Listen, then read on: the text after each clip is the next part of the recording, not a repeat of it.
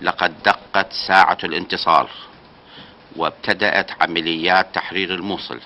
لە دوای 15 ڕۆژ لە دەستپێکردنی قۆناغی یەکەمی ئۆپەراسیۆنی کۆنتڕۆڵکردنەوەی شاری مووسڵ، قۆناغی دووەمی ئۆپەراسیۆنەکە دەستی پێکرد و شانەی میدیایی جەنگیش ڕایگەیاند هێزەکانی دژە تیرۆر ئۆپەراسیۆنێکیان لە 3 میحوەرەوە بە ئاراستەی ڕزگارکردنی بەشی چەپی مووسڵ دەست پێکرد و لە ئێستاشدا بەرەو ناوەندی شارەکە لە پێشڕەویدان.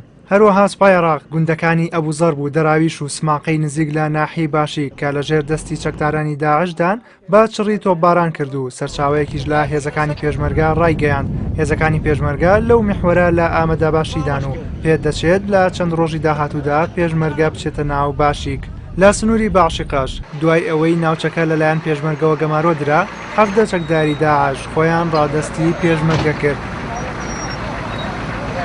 لەلایەن خۆشیەوە حەشدی شعبی ماوەی 2 ڕۆژە لە میحوەری خۆراوای مووسڵ بەرەو قەزای تەلعفەر ئۆپەراسیۆنێکی دەست پێکردووە و لە ڕاگەیەندراوێکیشدا ڕایگەیاند تا ئێستا توانراوە نزیکەی 280 کیلۆمەتر چوارگۆشە و 8 گوند کۆنتڕۆڵ بکرێتەوە.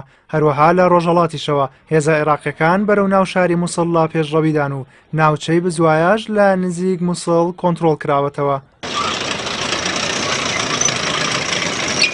ئەوەی جێی نیگەرانیە چاکدارانی داعش نزیکەی 8,000 هاوڵاتی مەدەنی لە ناوچەکانی دەوروبەری مووسڵ بەرەو ناوەندی شارەکە ڕاگواستووە و بە نیازە لە شەڕەکەدا وەک قەڵغانی مرۆیی بەکاریان بهێنێت.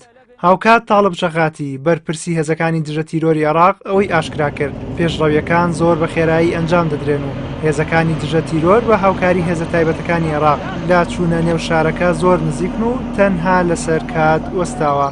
سەبارەت بە پەیوەندیەکانی نێوان هێزەکانی پێشمەرگە و هێزە عێراقیەکانیش پێشتر حەیدەر عەبادی سەرۆک وەزیرانی عێراق ڕایگەیاندبوو هەماهەنگیەکی تەواو لە لایەن هێزە سەربازیەکاندا هەیە و پێویستە یەکڕزی و هەماهەنگیەکانمان تێک نەدەین لە پێناو سەرکەوتن لە ئۆپەراسیۆنی ئازادکردنەوەی مووسڵدا.